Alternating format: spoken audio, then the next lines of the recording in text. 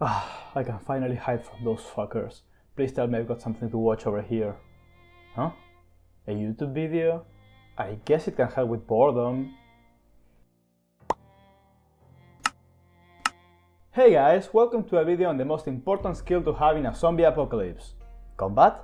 Foraging? Cooking? That's right! Philosophy! Fuck. These are the end times. There is no hope of survival. But I have gumption. I think that sentence covers 50% of the Project Zomboid experience. The other half is being in complete awe of how detailed the game is.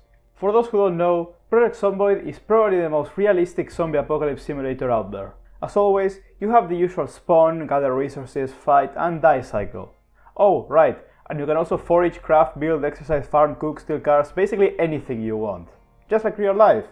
There really is no set path to what you gotta do, no direction whatsoever. You might think that this is incredibly freeing, but you're forgetting that even if there's infinite ways to play, all roads lead to Rome. If by Rome you mean death. Because yeah, you can't ever win this game. It's the first thing you learn when you start a new game.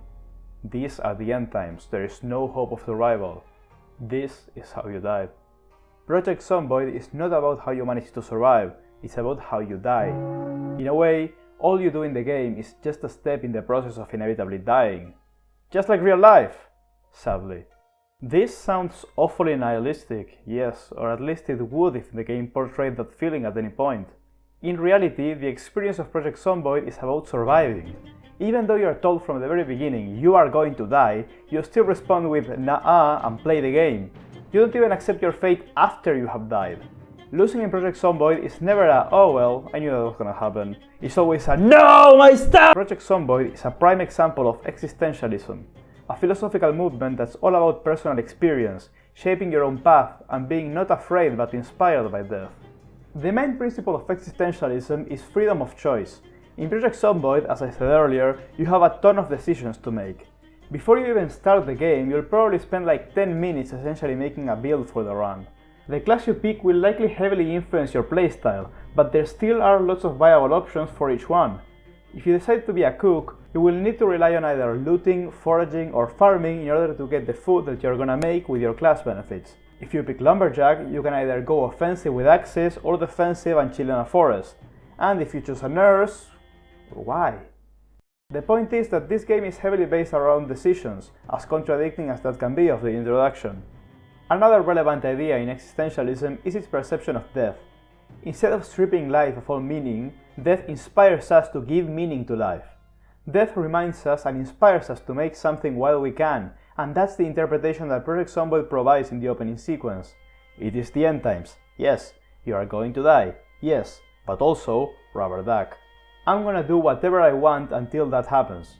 Mostly stuff based around survival, yeah, but still, whatever I want. Last but not least, probably the most relevant point in existentialism is its focus on personal experience. For existentialists, as the name implies, the most important aspect of life is experience.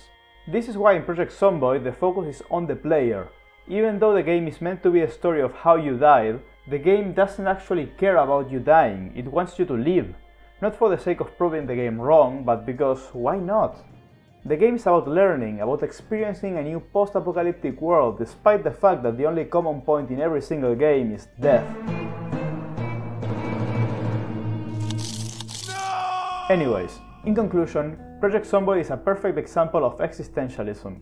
You could argue that it also fits absurdism, but that depends on your playstyle.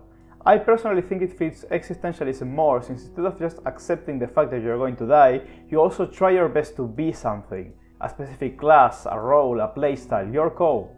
But maybe if you only do the bare minimum to survive with no intention to do anything out of the ordinary, you could very well fit the game in absurdist territory. If you think it fits there, let me know in the comments. Or don't, I don't really care. See what I did there? At least from my experience in the game, it is an existentialist masterpiece. Was that intended though? Hell no, it just happened to cross my mind while thinking for video ideas. But hey, if you watched this far, it was probably quite nice. Now though, and without more planks to board my window... Oh shit, they're coming.